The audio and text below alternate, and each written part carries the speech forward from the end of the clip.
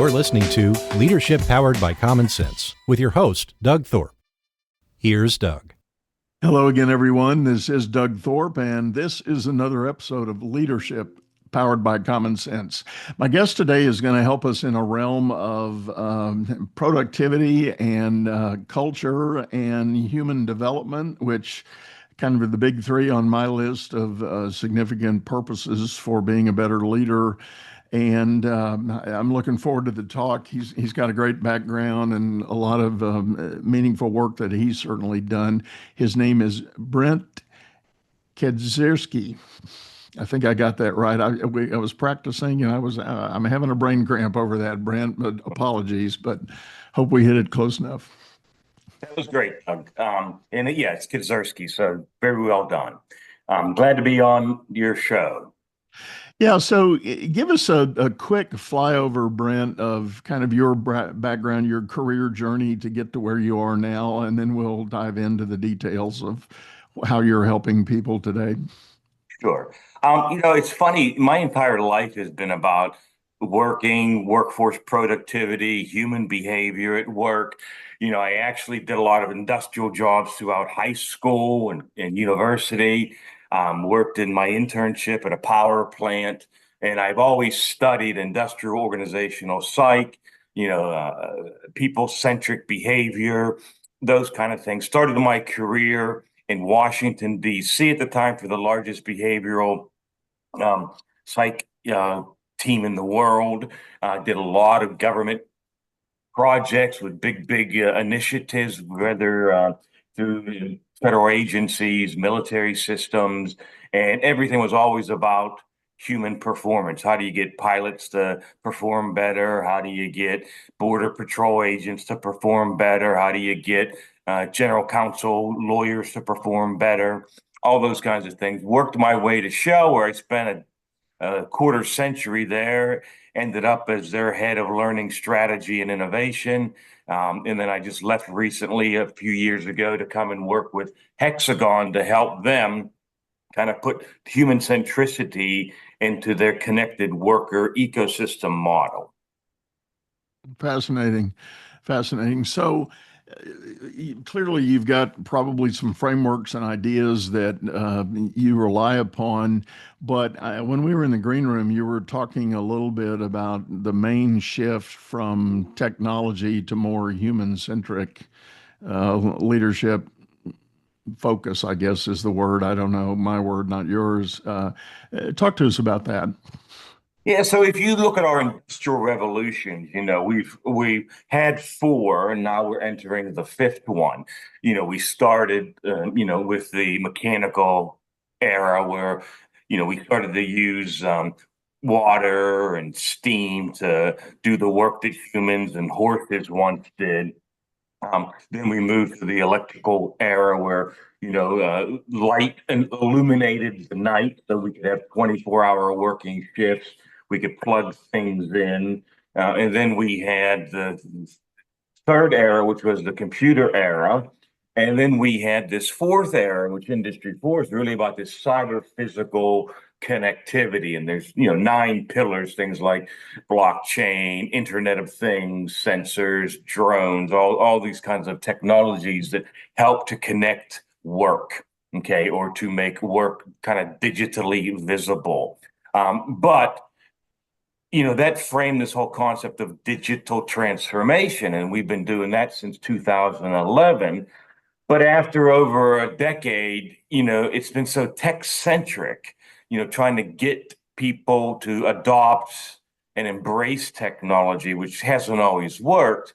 The realization has always been that, we've got to shift to this Industry 5, which is the integration of technology with human cognitive, creative, collaborative abilities.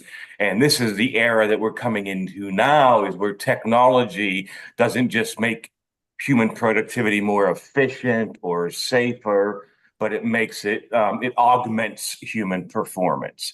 And so that's what a lot of the tools and systems that I work with at Hexagon are trying to do. They're trying to take a look at a generalized technology solution, but designing it so it embraces the principles of human-centric design.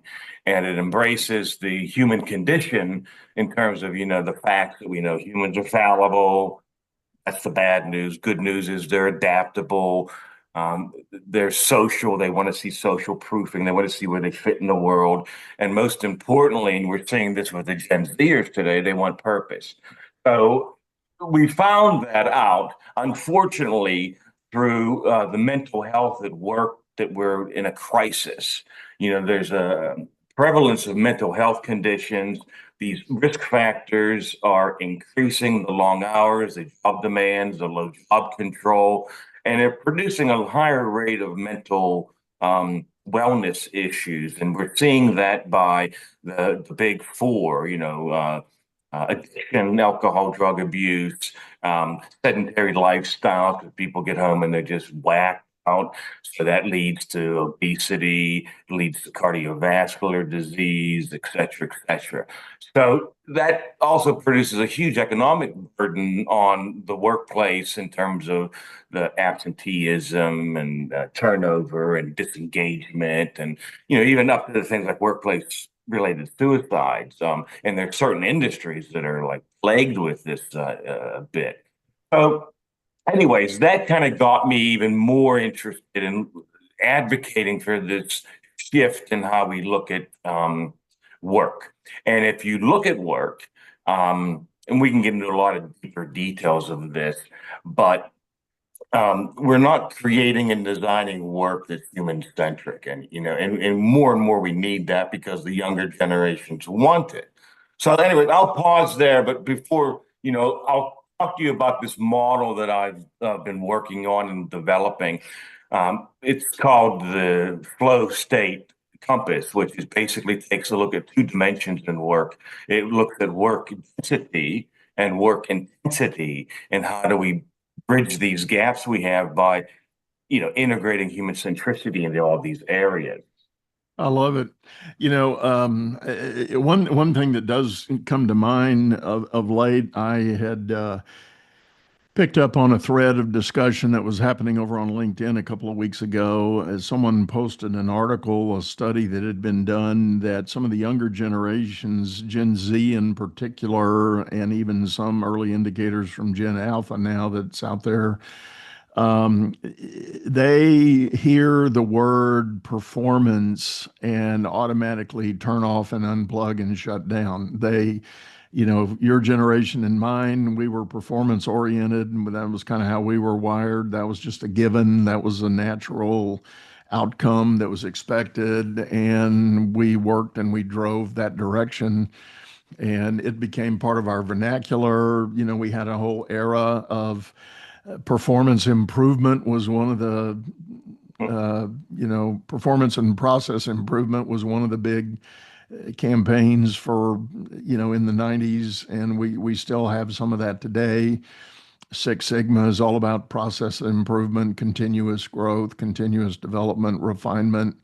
But younger generations, according to a couple of other studies I've since uncovered, is they have a fundamental shutdown when they hear a senior above them in an organization hammering home the idea of we have to improve our performance. Right.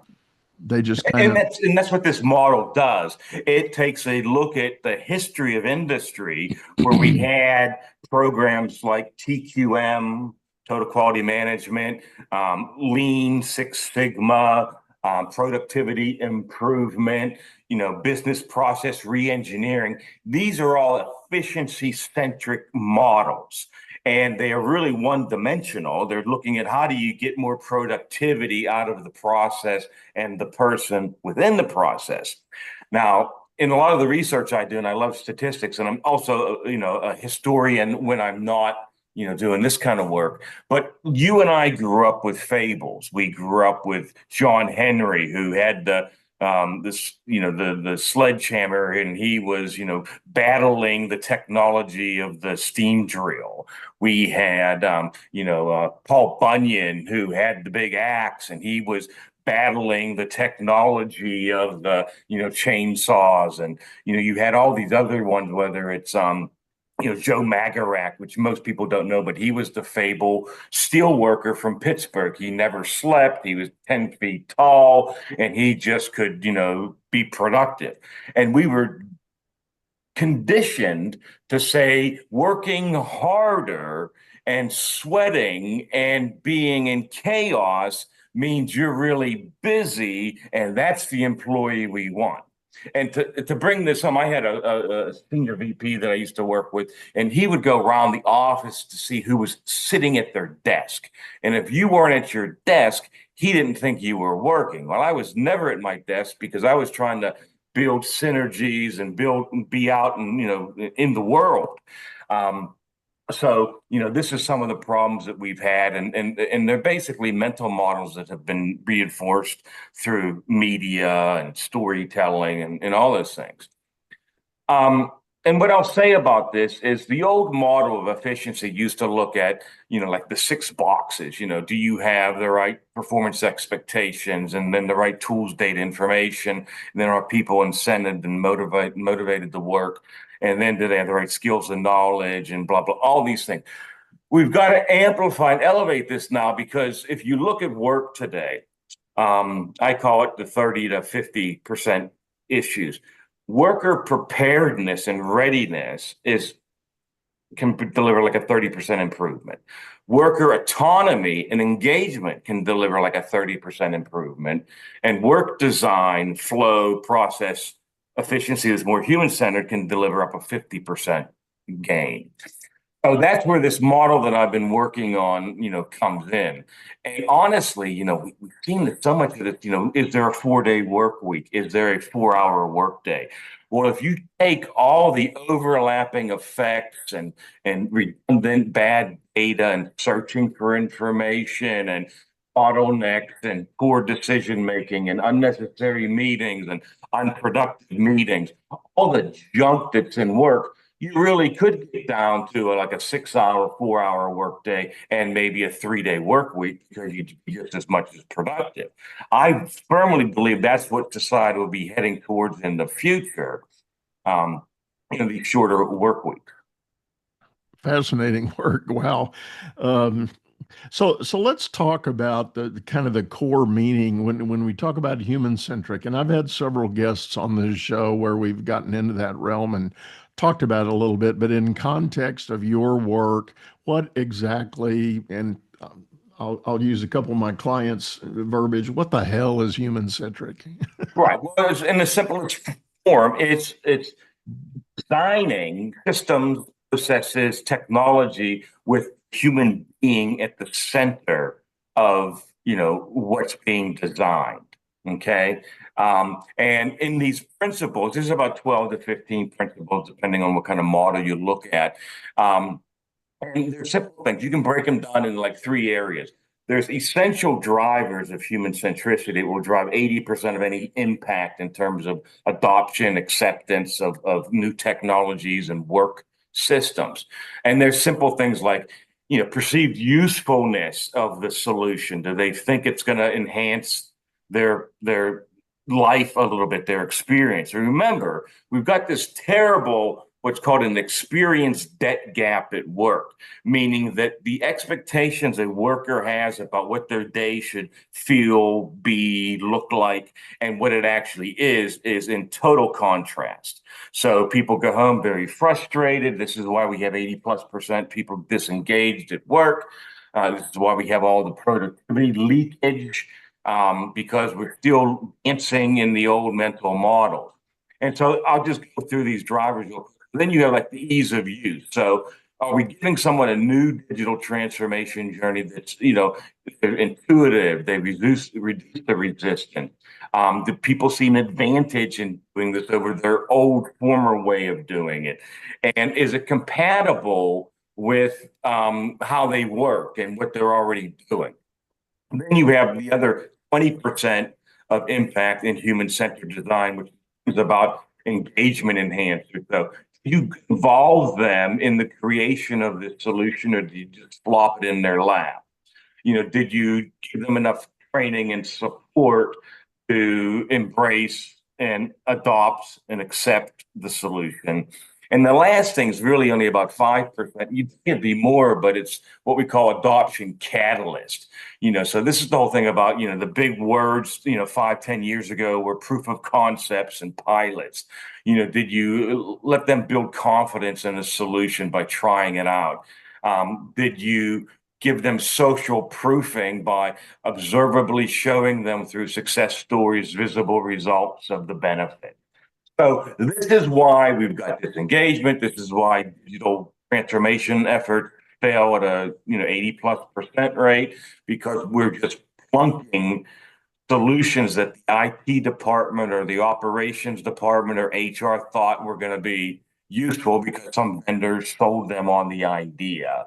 But there's a long way between selling the idea and transforming it into value. And that's why I always say a solution isn't a solution until it works. Right. I'm as you were describing all that, I'm thinking of a scenario back in my consulting day. I took an engagement, and it was a huge engagement. The agency I was working for at the time, working with, we ended up, the contract called for us deploying 750 consultants on this project, and we were going into a big organization, big national. I'm not going to name names. I don't want to jeopardize them in that regard. But anybody that worked there during that, they're going to know exactly what I'm talking about. We were introduced to the fact that to be effective in some of the research and work we were doing for this organization, we had to do training to teach each one of our consultants how to log into 14 different systems to find data that we needed that was pertinent to the mission of our job there. And, it became, talk about not human-centric, each one of those systems had a different interface. The navigation was never intuitive on any of them. And my team spent half of their day on the customer support line trying to get through the filter of engagement with the system just so they could do the research they needed to do to get answers on the questions we were there to solve. And it was a perpetual nightmare of trying to, and then as soon as we put some of our findings together, the first thing the client would do, they would challenge it and say, where'd this come from? Well, it came from system number 6 and system number 9 and number 12 and 14. And here's how we connected the dots. And then we would get in this horrible, very unproductive meeting of debating whether that was a proper conclusion based on the data, and it was like, you just wanted to shake your head and go, you got to be kidding me. And that's, working for a multinational like Shell. I mean, I experience that all the time. I mean, I deliver an executive brief, and the first things the executive would want to do is debate the quality of the data. And so that was the old blocking mechanisms to, well, we've tried that before. We're unique. It won't work here. All kinds of the reasons they give to kind of, block a change and things like that. And I don't think the executives today understand. Again, I tell you, I love this history stuff, but from 1800 to 1900, the average lifespan of a company was like 50 to 60 years. Okay. And then from 1900 to 1950, it kind of went to 68 to 70 years. And then from 1950, you see these periods are shortening to 80, it got shorter. And so what we're seeing now today, the average lifespan of a company is now coming down to like 20 years. And I noticed with my consulting, I've seen a trend where I was helping people kind of reorganize and globalize. Now I'm kind of helping them, M&As and, closing plants and things like that, because they're deferring the hard choice of today, the hard choice of tomorrow for the easier choice today. Because a lot of this stuff, when you get into organizations, I mean, it's very hard to do. We've got this whole thing about consensus and blah, blah, blah, and you don't want to hurt anybody's feelings. And so the serious work isn't getting done. And unfortunately, it's having the bigger consequence on people in terms of their mental health, working in the company. I can't tell you the number of people that I talk to every day that, hate their jobs. They're just hanging on by a claw. They're trying to figure out their exit strategy. They're trying to figure out whether they can retire or get some kind of lesser paying job just to have a mental health status.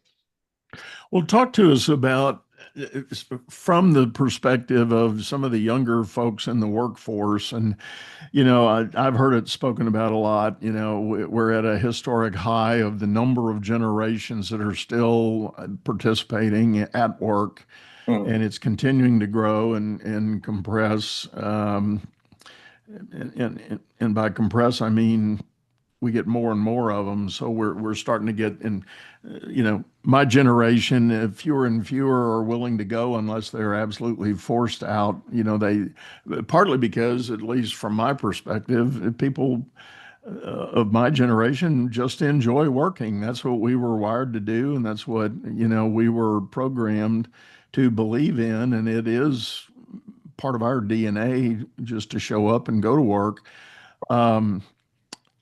And so you've got a lot of that kind of compression on the top side. But for the younger generations, what are some of the data points and trends that you're factoring into your work? Right.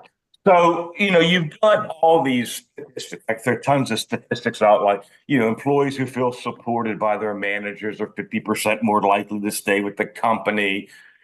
Positive work-life balance can increase productivity, 40%.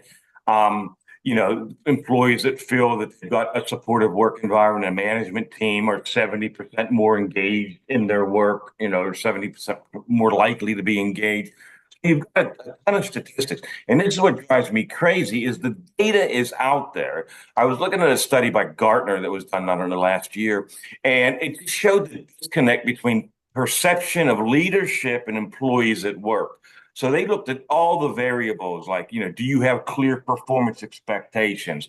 The manager said, of course, all of our employees, we give them extreme clarity on what's expected of them and feedback to reinforce that. The employees all said, no, it's ambiguous. The priorities are always changing. I never know what I'm really supposed to be working on. I start something and then all of a sudden it's canceled and I'll go on to the next task. And, if I just wait it out, it'll go away and the next thing will come and it'll be the next burning bridge or the next fire. And, it'll reprioritize what I'm already not doing, But I mean, you've got all those things and, whether it's things like, the emotional intelligence, collaborative leadership, all these kind of things.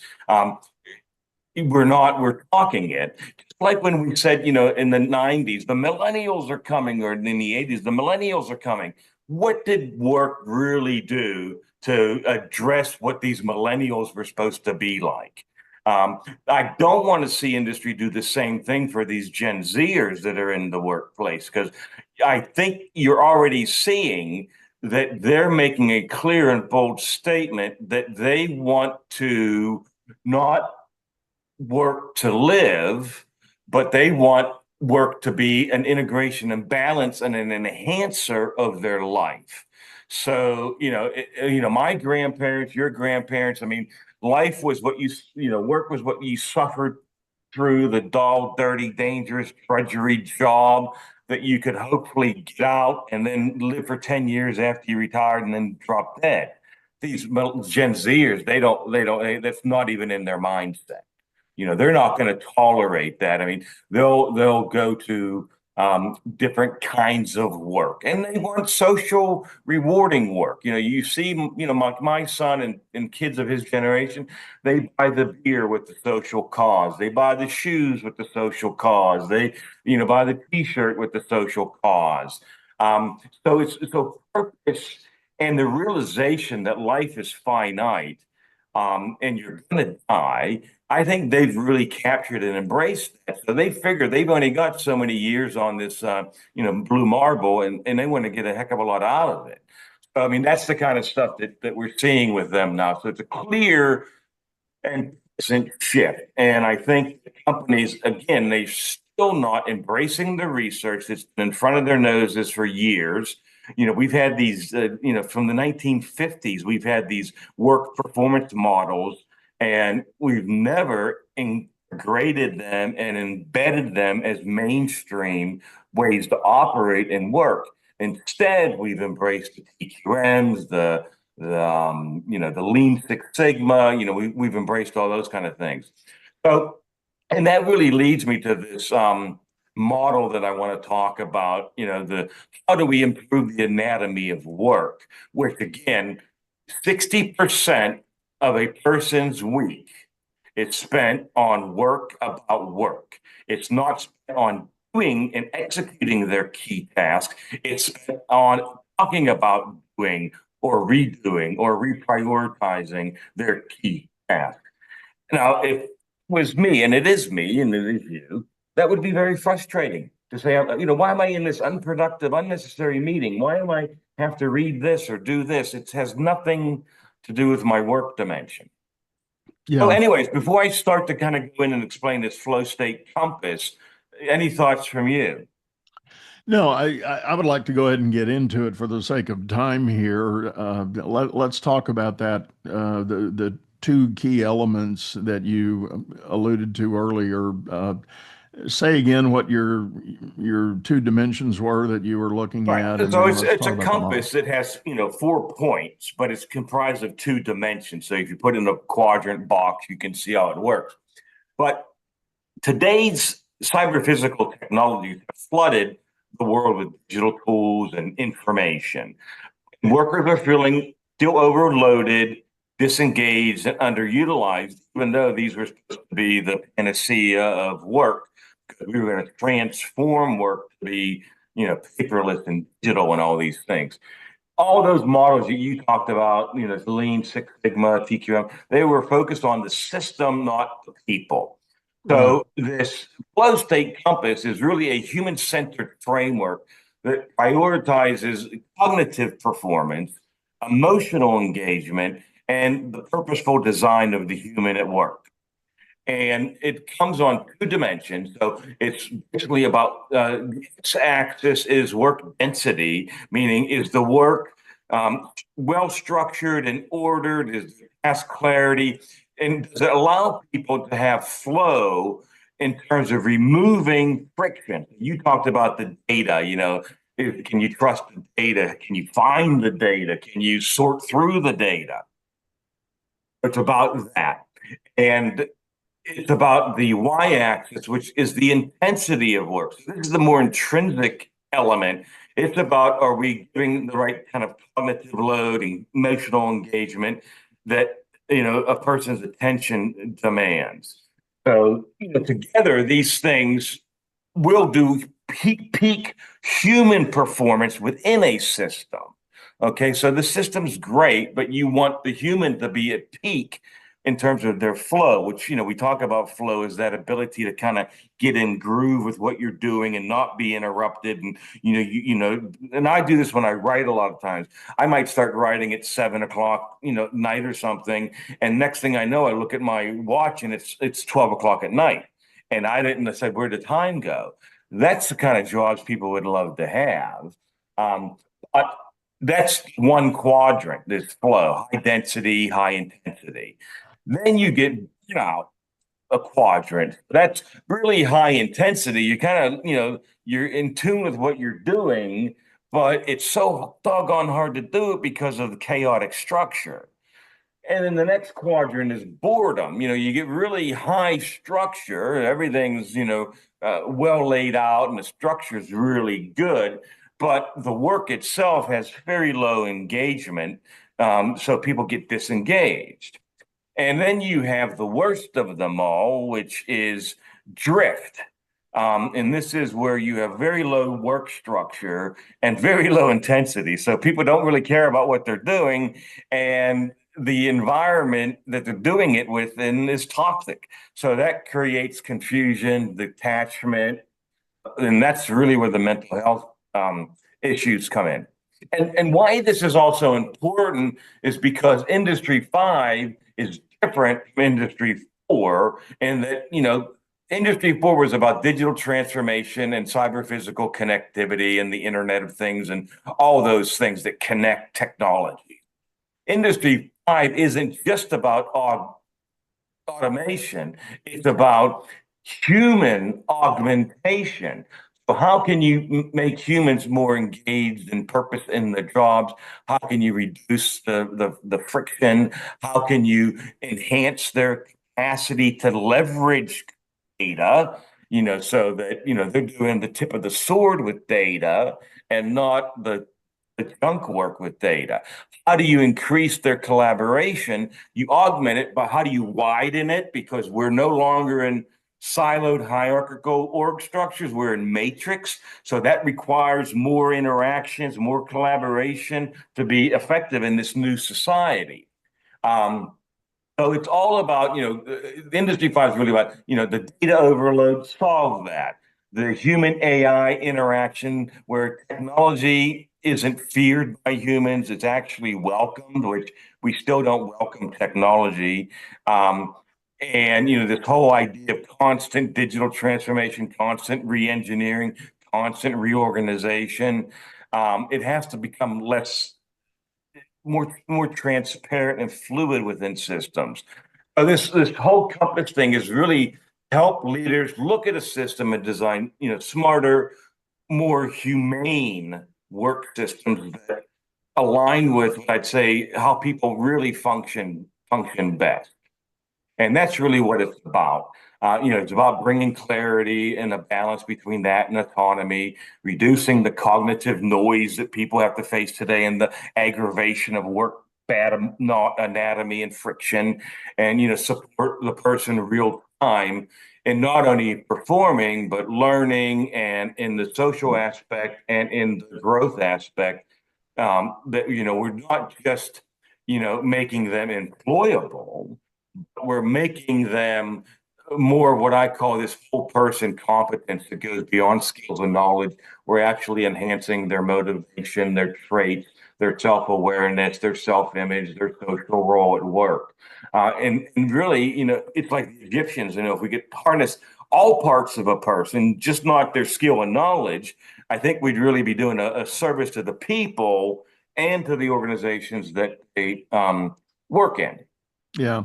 One thing that's going through my mind as you were describing all that, I can't help but think about so many of my clients who are in the corporate world. As we get closer to the top of organizations, inevitably what we see is a whole new layer of what I call, intramural jousting going on. People are jockeying for power and influence. And I would go so far as to say that they've just kind of abandoned the idea of, hey, I've got real people underneath me in this organization that might be struggling because we can't give them clarity, we can't give them certainty, we can't give them a sense of purpose. We're just trying to make the next buck. And there's a sadly prevalent experience and a theme that emerges that, and I don't know how you call this or how you reference it. Some companies tend to think of it in terms of L levels, L1s, 2s, 3s, 4s, meaning leaders. L1 is up at the C-suite, L2 is the EVPs, L3 is the SVPs, and then you start working down the organization. But if you're talking to what would be L6 through maybe even 3, there's this frustration that they're feeling the tug from beneath them in their organization, but they can't get influence for all this jousting that's going on above them. And it feels like the people in that true highest place in the organization have just forgotten that they got there on the backs and shoulders of the people that are on the payroll. Yeah, I mean, and that's the thing is, this Industry 5 supposed to be, some of your listeners may have heard the term of Society 6.0, and where do we want the world to go? And we want a more humane world. We want less waste and more social impact, and we want a better society, a better world, and and it's up to industries to play a role in making the environment better, making communities stronger, doing all these things. And because of the psychological safety issues at work, the fear, and you said, oh, the political wings, and I gotta be better than the other person because I want to get paid more, or have a higher profile. This is really causing issues. And I think what your listeners will realize or start to see more and more, as we've learned more from neuroscience in the last 5-6 years than we've learned in the last 50,000 years about how humans think and behave in their brains. And I always look at, well, I wish you could design a work setting where you're actually feeding a person's brain chemicals, that they get dopamine when they achieve a small success, or the serotonin gets them because they're doing this at work, or whatever the cortisol, whatever the endorphin is, you can design work because you're creating activities. And it's funny because I love to go to the store Target, not because I really like to shop there, but because they use brain chemical research to get people to buy things.